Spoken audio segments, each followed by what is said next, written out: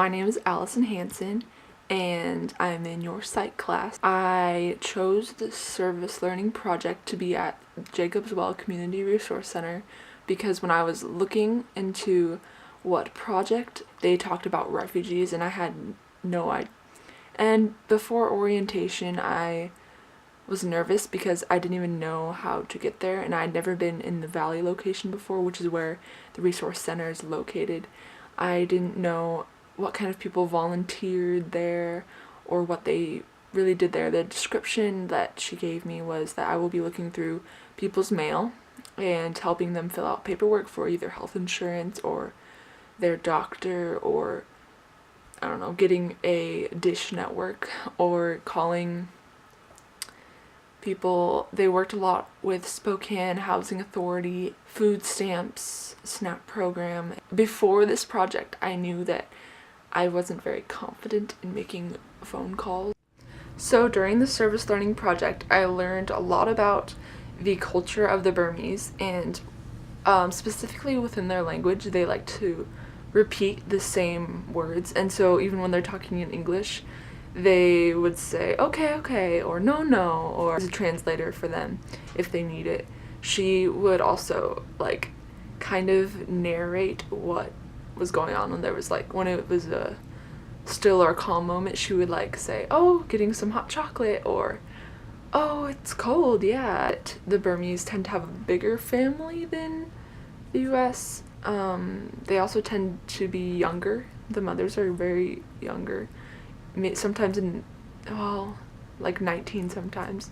And the translator, she would said to this other volunteer, she said, oh, do you have any kids yet? And she's like, no, I don't even have a boyfriend yet. And the volunteer is like about 20, and the translator said that that was like absurd, like when are you gonna get married and have kids? So that's kind of like their culture of how they think starting a family is very important to them, and the contrast in the American culture, how we find our independence first. Burma is under a civil war attack, so to be safe, they were sent to Thailand to a camp, and even within that, they have different stories of what happened at the camps and what got them there and what even brought them to America. So it was wrong of me to generalize. So I learned how to communicate with people who don't speak my language very well.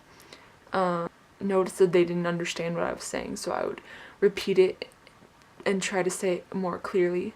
And I noticed with other volunteers that they would sometimes leave out like words like the, or they would talk in broken English, and I feel like personally that wouldn't be helpful to me if I'm trying to learn English and a person isn't talking how they normally would, but they're breaking it down and leaving out words that would make me sound like, if I said it like that, then it'd make me sound like I'm not from here in English. But she doesn't always feel confident about what she knows, which I thought it could be her, but it could also be the culture of how they are not confident in things that they don't know well. I mean, that could go for anyone as well, but just her humbleness of, oh, I still need to learn, but she knows a lot of English. I tried to take other responsibilities that they needed to get done around there instead of making such personal phone calls, and some things that I got to do that was not in the description but that I really enjoyed. One was making a flyer for their coat thing. They were giving away coats for people who needed them, and I got to make a flyer. And the best part about that was that the flyer that I made, the people who put together the event, they really liked the flyer and they were really supportive of it, and they thought it was very creative, and I thought that was very fulfilling.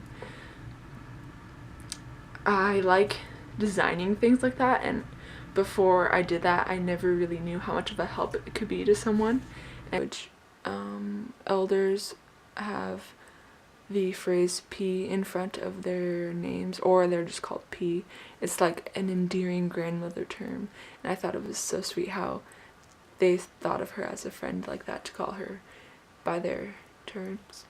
So my thoughts and feelings after the service learning project there, and I learned that it takes about 45 minutes to an hour to get there.